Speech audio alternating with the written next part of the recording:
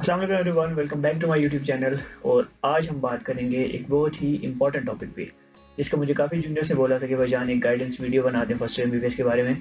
तो आज की हमारी वीडियो होगी totally on first year MBBS कि कैसे उसके लिए पढ़ा जाए, कौन कौन सी बुक्स यूज़ की जाएँ, कौन कौन से सोर्सेज होंगे।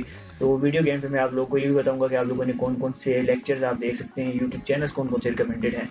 तो इस वीडियो को आखिर तक देखना है और बगैर टाइम ज़ाया किए लेट्स गेट स्टार्टेड।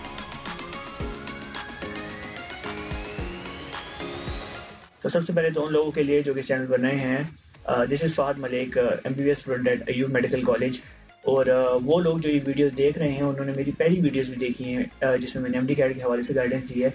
सबसे पहले तो मैं लोगों को कंग्रेचुलेशंस कहना चाहूँगा कि आप लोग यहाँ तक पहुँचे, आप लोगों ने इतनी मेहनत की कि आप लोग मेडिकल कॉलेज तक पहुँच गए। अभी आप लोगों की जर्नी टोटली डिफरेंट हो गई है। अब तक आप लोग एफएससी की बुक्स पढ़ते आए हैं, बायो केमिस्ट्री और फिजिक्स पढ़ते आए हैं। अब आप लोगों के सब्जेक्ट्स टोटली चेंज हो गए। अब आप लोगों ने फिजियोलॉजी पढ़नी है, बायो केमिस्ट्री पढ़नी है, इसके साथ एनएलपी पढ़नी है। तो अब ये थोड़े रियल लाइफ सब्जेक्ट्स हो गए हैं आप लोगों के।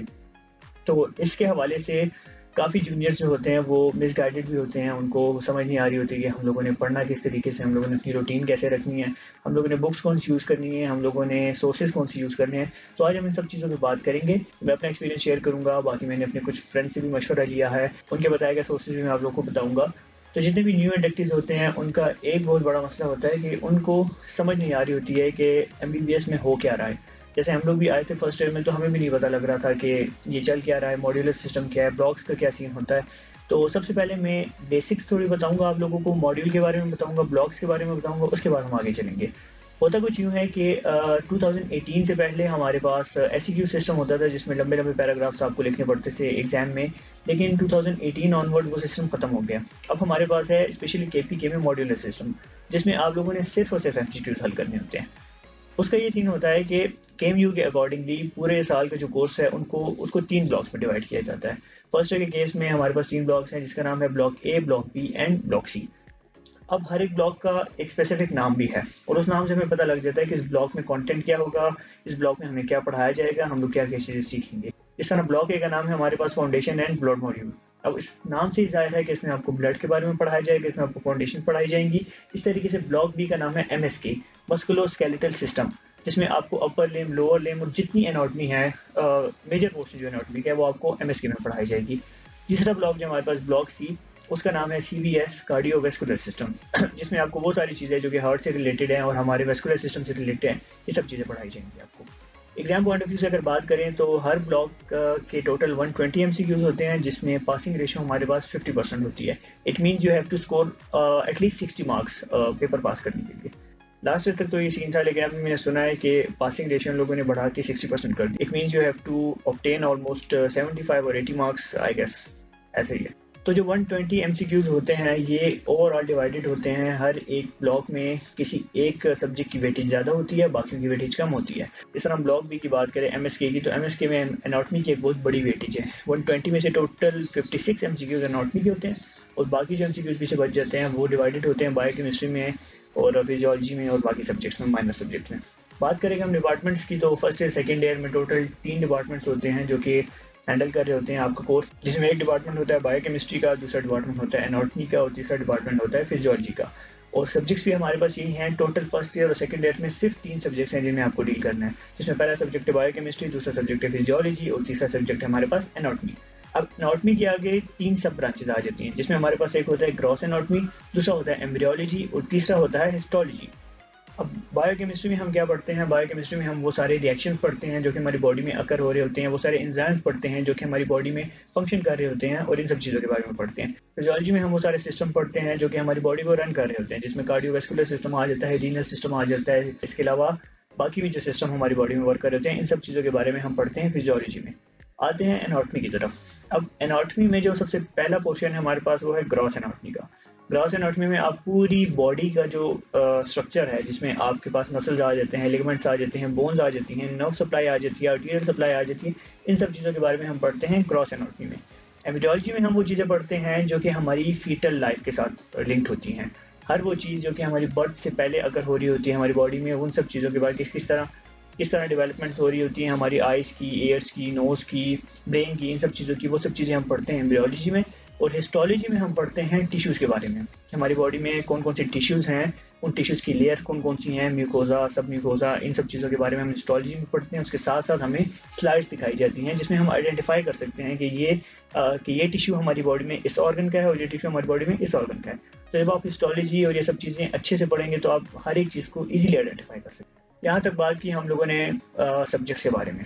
अब बज़ाहिर तो सुनने में और देखने में ये चीज़ें काफ़ी मुश्किल लगती हैं, स्पेशली फर्स्ट ईयर में, लेकिन इतनी मुश्किल है नहीं। काफ़ी सिंपल चीज़ें हैं, काफ़ी ईज़ी चीज़ें हैं और हर एक चीज़ दूसरे के साथ लिंक्ड है। एक मिसकंसेप्शन ये होती है जूनियर्स में, उनको सीनियर काफ़ी मिसगाइड भी कर लेते हैं कि आप लोग किसी एक सब्जेक्ट को अच्छे से पकड़ लें और आप उस सब्जेक्ट की तैयारी करें तो आपका ब्लॉक एग्ज़ाम पास हो जाएगा। ऐसा बिल्कुल भी नहीं करना है आप लोगों ने। क्योंकि अगर आप खाली एनाटॉमी पढ़ रहे हैं और उसके साथ आप फिजियोलॉजी नहीं पढ़ रहे और बायोकेमिस्ट्री नहीं पढ़ रहे, तो वो खाली एनाटॉमी तो आप रट लेंगे, लेकिन आपको जो ओवरऑल जो मॉड्यूल है, वो समझ नहीं आएगी कि इस मॉड्यूल में चल क्या रहा है, क्योंकि हर एक चीज़ दूसरे के साथ लिंक्ड है। आप अगर एनाटॉमी में अपर लिम्ब पढ़ रहे हैं, ब्रेकियल प्लेक्सस पढ़ रहे हैं, तो उसी से लिंक जो मैकेनिज़्म्स हैं हमारे पास, वो आप फिजियोलॉजी में पढ़ेंगे और उसके साथ लिंक जो हमारे पास रिएक्शंस है, जो एंजाइम है, वो आप बायोकेमिस्ट्री में पढ़ेंगे। तो आप लोगों ने हर एक चीज़ को साथ लेके चलना है। किसी भी सब्जेक्ट को ये नहीं समझना कि ये सब्जेक्ट हमारे पास इतना ज़रूरी नहीं है, ये सब्जेक्ट माइनर है। जो माइनर सब्जेक्ट्स हैं, हाँ, उनके बारे में मैं आपको बताऊँगा। उसमें आ जाता है आपके पास कम्युनिटी मेडिसिन, फॉरेंसिक, ये माइनर सब्जेक्ट हैं जिसका फर्स्ट या सेकंड ईयर में इतना हैवी पोर्शन नहीं होता। इसको अगर आप पढ़ें या ना पढ़ें वो इतना मैटर नहीं करता। लेकिन जो आप लोगों के मेन सब्जेक्ट्स हैं, जिसमें एनाटॉमी आता है, जिसमें बायोकेमिस्ट्री आता है, जिसमें फिजियोलॉजी आता है, इनको आपने नहीं छोड़ना। इनमें से किसी एक सब्जेक्ट को भी आपने माइनर कंसीडर नहीं करना, इन सब सब्जेक्ट्स को पढ़ना है आपने। क्योंकि by the end of first year जब आप प्रॉफ के लिए बैठेंगे तो उस वक़्त फिर काफ़ी टेंस सिचुएशन होती है अगर आपने कोई एक चीज़ भी छोड़ी हो या नॉन सीरियस उसको लिया हो तो। ये तो हो गया थोड़ा बेसिक सा कॉन्सेप्ट जिसमें आपको मैंने बता दिया कि किस तरह से मॉड्यूल होता है और कौन-कौन से सब्जेक्ट्स होते हैं हमारे पास। होपफुली ये चीज़ें आप लोगों को पहले से पता भी होंगी। अच्छा, अब आते हैं रियल टॉपिक पे, जो कि है कि कौन-कौन सी बुक्स यूज़ की जाएँ। अब इसमें मैं आपको एक चीज़ बताता चलूँ कि आप लोगों ने एक काम करना है, आप लोगों ने किसी भी सीनियर की रिकमेंडेशन को ब्लाइंडली फॉलो नहीं करना। क्योंकि बुक्स के मामले में ये सीन होता है कि हर एक बंदे की अपनी एक पसंद होती है, हर एक टीचर की अपनी एक पसंद होती है। कोई बंदा किसी एक पैटर्न की बुक को फ़ॉलो करता है, दूसरे बंदे को किसी दूसरे ऑथर की बुक अच्छी लगती है। तो इसमें सीन ये होता है कि लाइक कंटेंट आपका चेंज नहीं होता। अगर आप एनाटॉमी की बात करें तो ऐसा नहीं है कि बीडी चौरासिया में बोन का कोई और नाम लिखा हो और ग्रेज़ एनाटॉमी में बोन का कोई और नाम लिखा हो, कंटेंट सबका सेम होता है। द डिफरेंस इज़ कि ऑथर ने लिखा किस तरीके से है, उसका स्टाइल क्या है लिखने का, या उसने पैराग्राफ की फॉर्म में लिखा है, या उसने टेबल्स बनाए हुए हैं, उसने सारे डायग्राम्स किस तरह के दिए हुए हैं, ये आपकी अंडरस्टैंडिंग पे डिपेंड करता है कि आप कौन से ऑथर की बुक को अच्छे से समझ सक रहे हैं। तो आप लोगों ने ये करना है कि आप लोगों ने बुक्स को ट्राई करना है, जो आप लोगों को रिकमेंडेशंस में बताऊँगा, आप लोगों ने उन सारी बुक्स को देखना है। उनमें से जो बुक आपको पसंद आती है, जो बुक आप लोगों को लगता है कि हमें उससे अच्छे से समझ आ रही है, तो उस बुक को आप लोगों ने फॉलो करना है। मैं अपनी रिकमेंडेशन भी बताऊँगा कि मैंने कौन-कौन सी बुक्स यूज़ की हैं, आप लोग वो भी चेक कर सकते हैं और अगर आप लोगों को पसंद आती हैं, तो आप लोग उन्हीं बुक्स को फॉलो करें। सबसे पहले मैं आप लोगों को बुक्स के नाम बताऊँगा, उसके बाद हम लोग एक-एक बुक पे छोटा सा रिव्यू लेंगे ताकि आप लोगों को जजमेंट करने में थोड़ी आसानी हो सके। तो सबसे पहले हम बात करेंगे एनाटॉमी के बारे में और एनाटॉमी में हम लोग बात करेंगे ग्रॉस एनाटॉमी के बारे में। ग्रॉस एनाटॉमी के लिए जो बुक्स यूज़ होती हैं, उनमें आ जाती है हमारे पास स्नेल्स क्लिनिकल एनाटॉमी, इसके अलावा आ जाती है ग्रेज़ एनाटॉमी, इसके अलावा आ जाती है हमारे पास बीडी चौरासिया, एक और बुक है उसे कहते हैं केएलएम, और एक जनरल एनाटॉमी की बुक यूज़ होती है hand book of BD Chaurasia. ये बुक सिर्फ आप लोगों को ब्लॉक ए में ही काम आएगी, उसके बाद इस बुक की ज़रूरत नहीं पड़ती। तो ये बुक सिर्फ आप लोगों ने यूज़ करनी है अपने ब्लॉक ए के लिए। इसके बाद हम लोग इंडिविजुअल बुक की बात करते हैं, तो जो हमारे पास एक स्टैंडर्ड बुक है जो कि सारे केपीके में लोग यूज़ करते हैं और हमने ये भी सुना है कि केएमयू पेपर इससे बनाता है, तो वो बुक है हमारे पास स्नेल्स एनाटॉमी। इसके अलावा जो ग्रेज़ एनाटॉमी है, ग्रेज़ एनाटॉमी के बारे में कहूँगा, मैंने खुद ग्रेज़ एनाटॉमी पढ़ी थी। देखने में काफ़ी मोटी बुक लगती है लेकिन वो इतनी मुश्किल है नहीं, क्योंकि उसमें एक तो लिखाई काफ़ी बड़ी हुई हुई है, उसके साथ-साथ उन्होंने डायग्राम्स बहुत ज़्यादा उसमें दिए हुए हैं। लाइक उस बुक को पढ़ते हुए आपको एटलस खोलने की ज़रूरत नहीं पड़ती। तो मैंने यूज़ की थी ग्रेज़ एनाटॉमी, मैंने स्नेल्स को भी पढ़ा था, मैंने ग्रेज़ को भी पढ़ा था, मुझे ग्रेज़ ज़्यादा अच्छे से सूट की तो मैंने ग्रेज़ को यूज़ किया। केएलएम जो है हमारे पास वो ज़्यादातर पंजाब साइड पे यूज़ होती है, केपी में मैंने इतना ख़ास देखा नहीं है किसी को यूज़ करते हुए, लेकिन आप फिर भी ट्राई कर सकते हैं। अब बात करते हैं बीडी चौरासिया पे। अब बीडी चौरासिया के बारे में 2 ओपिनियंस हैं। कुछ लोग काफ़ी ज़्यादा फ़ेवर करते हैं बीडी को और हमारे जो टीचर्स हैं और ज़्यादातर केपी में जो स्टूडेंट्स वगैरह भी हैं वो इतना पसंद नहीं करते बीडी को। उसका रीज़न ये है कि बीडी में वो इन्फॉर्मेशंस भी लिखी हुई हैं जो कि इस लेवल पे शायद आप लोगों को इतने काम ना आ सकें। तो बीडी के साथ यही सीन है कि उसमें लिखा हुआ बहुत कुछ है, काफ़ी ज़्यादा लिखा हुआ है, तो बच्चे लग जाते हैं उन सारी चीज़ों को सीखने के लिए जो कि उनके कोर्स में इंक्लूडेड भी नहीं होती, तो वो काफ़ी टाइम वेस्टिंग है बंदे के लिए। तो मेरी अपनी रिकमेंडेशन ये है कि आप लोग स्नेल्स या ग्रेज में से कोई एक बुक को चूज़ करें और एक बुक के साथ स्टिक रहें, क्योंकि आप जितनी ज़्यादा किताबें पढ़ेंगे तो एंड पे आपको रिवीजन करने में काफ़ी मुश्किल होगी। फिर बात करते हैं एम्ब्रियोलॉजी की। एम्ब्रियोलॉजी के लिए यूज़ होती है लैंगमैन, इसके अलावा यूज़ होती है केएलएम और एक शॉर्ट बुक है जिसका नाम है शर्जील। अब इसमें जो स्टैंडर्ड बुक है हमारे पास वो है लैंगमैन। केपी में ज़्यादातर लोगों को मैंने लैंगमैन यूज़ करते हुए देखा है। इसके अलावा जो केएलएम है, केएलएम में मैंने सुना है डायग्राम्स काफ़ी अच्छे हैं। मैंने पर्सनली केएलएम नहीं पढ़ी थी, मैंने लैंगमैन से पढ़ा था। और इसके अलावा जो शॉर्ट बुक है हमारे पास शर्जील। एक मशवरा मैं आप लोगों को दूंगा कि साल के स्टार्ट से ही शॉर्ट बुक्स के पीछे ना पड़ जाए, क्योंकि शॉर्ट बुक पढ़ के आप लोग वक्ती तौर पे जो चीज़ सीख लेंगे लेकिन आप लोगों का कॉन्सेप्ट नहीं बिल्ड होगा। तो चूंकि साल के स्टार्ट में हमारे पास टाइम काफ़ी होता है, तो आप लोग लॉन्ग बुक्स के साथ स्टिक रहें, आप लोग कॉन्सेप्ट बनाएं, आप लोग लर्निंग अपनी अच्छी करें। बेशक प्रेस में फिर आप अगर शॉर्ट बुक पढ़ेंगे भी तो आपको वो चीज़ नुकसान नहीं देगी। तीसरा क्वेश्चन है हमारे पास हिस्टोलॉजी का। हिस्टोलॉजी में जो पहली बुक आती है हमारे पास उसका नाम है लाइक हुसैन। इसके अलावा एक आती है डायफोरे और एक और बुक है जिसका नाम है जेंक्वेरा।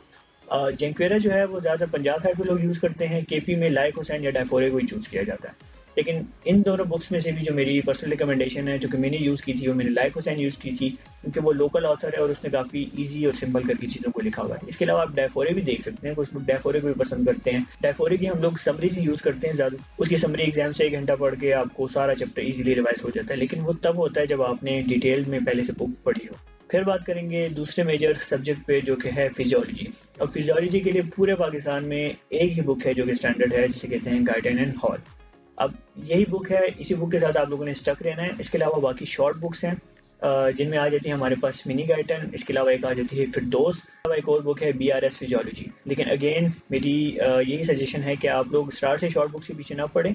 सिर्फ आप लोगों का मकसद ब्लॉग पास करना या एग्जाम पास करना नहीं होना चाहिए। आप लोगों का मकसद होना चाहिए कि हम लोगों ने लर्निंग अच्छी करनी है। तो अगर आप लोग शुरू से ही गाइडन के साथ रहेंगे और आप लोग गाइडन को अच्छे तरीके से पढ़ेंगे, तो बाद में अगर आप लोग शॉर्ट बुक्स भी पढ़ रहे हैं तो आप लोगों को ईजिली हर एक चीज़ याद होगी, आप लोगों के कॉन्सेप्ट क्लियर होंगे, तो आप लोग को शॉर्ट बुक्स नुकसान नहीं देगी।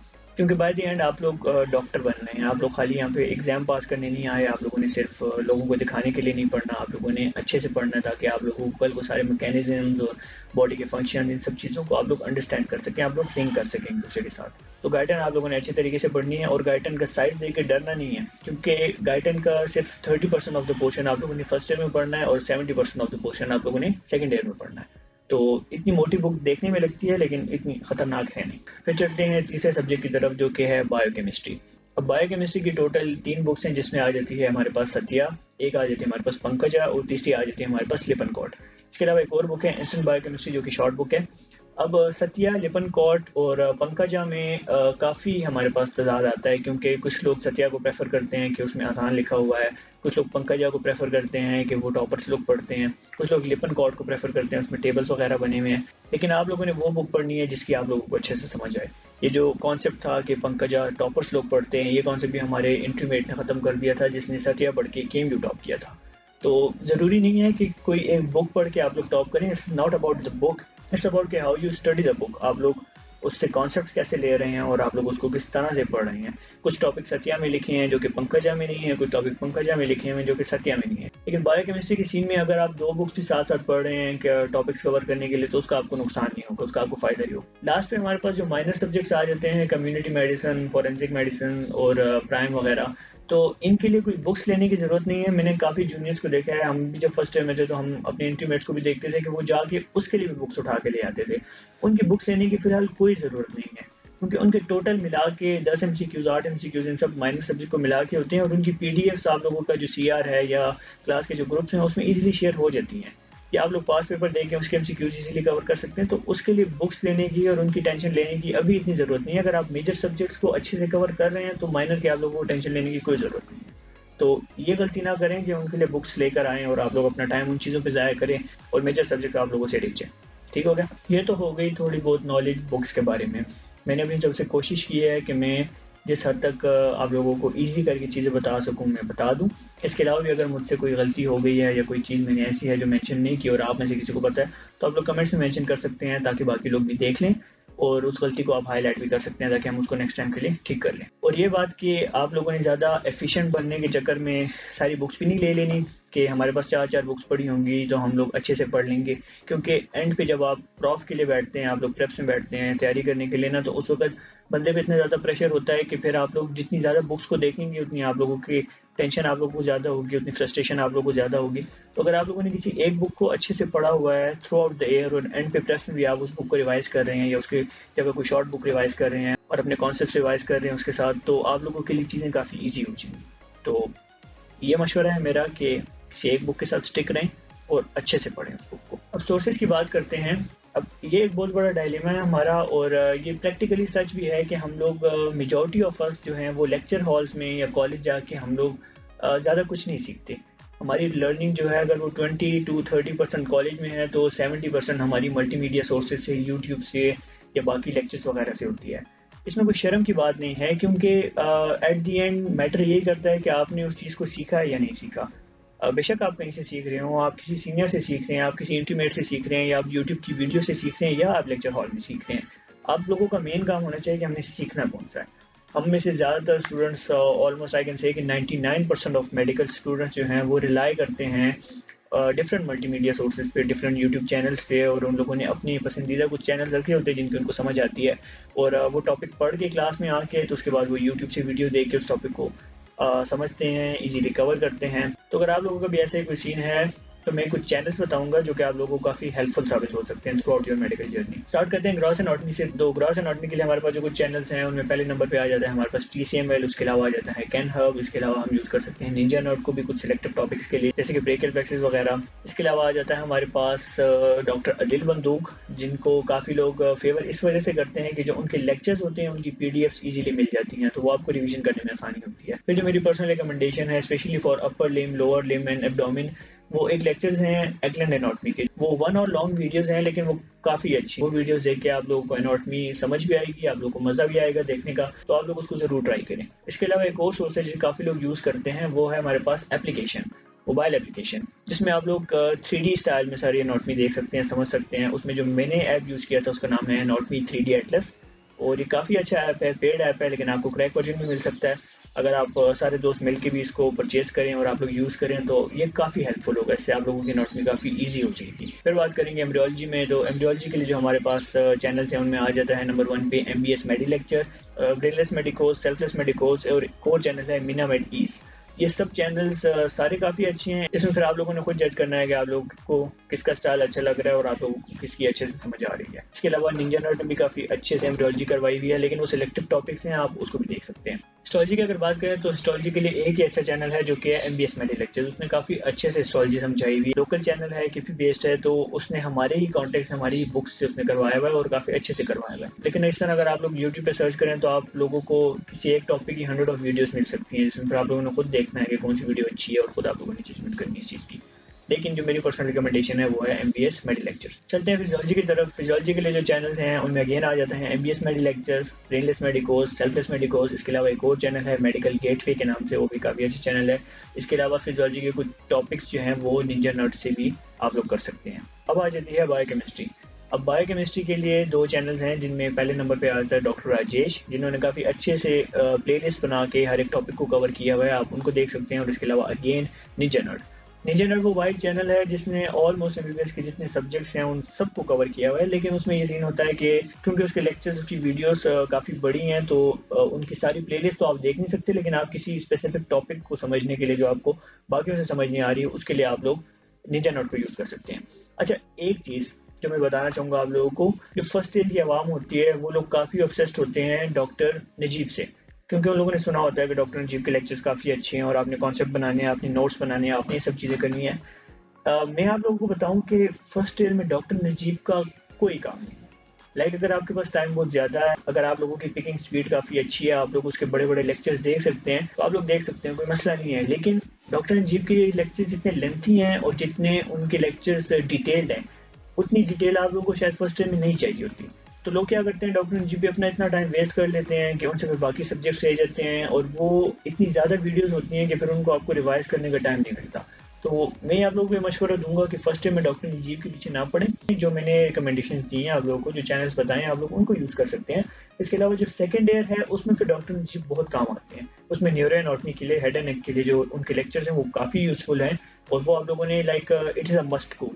फिर आप लोगों ने सेकंड ईयर में उन चीज़ों को करना है, लेकिन फर्स्ट ईयर में अगर आप लोग डॉक्टर नजीब से दूर ही रहें तो आप लोग फ़ायदे में रहेंगे। That's my personal suggestion. बाकी अगर आप लोगों को जो ठीक लगता है आप लोग वो कर सकते हैं। तो that was all about first year MBBS और इसमें मैंने कोशिश की है कि मैं हर एक एस्पेक्ट को अच्छे से कवर कर लूँ और टाइम की शॉर्टेज की वजह से मैंने वीडियो क्विक बनाई है, जल्दी-जल्दी बोल के बनाई है ताकि आप लोगों को हर एक चीज़ समझ भी आ जाए, आप लोग को पता भी लग जाए और आप लोग बोर भी ना हो। फिलहाल my comment section are always open for new recommendation के अगर आप लोगों को स्पेसिफिक टॉपिक पे या किसी स्पेसिफिक चीज़ के हवाले से गाइडेंस चाहिए तो आप लोग कमेंट में बता सकते हैं और इंशाल्लाह मैं नेक्स्ट वीडियो में कोशिश करूँगा कि उन चीज़ों को भी कवर करूँ। मिलते हैं नेक्स्ट वीडियो में, तब तक के लिए अल्लाह हाफ़िज़, take care and best of luck.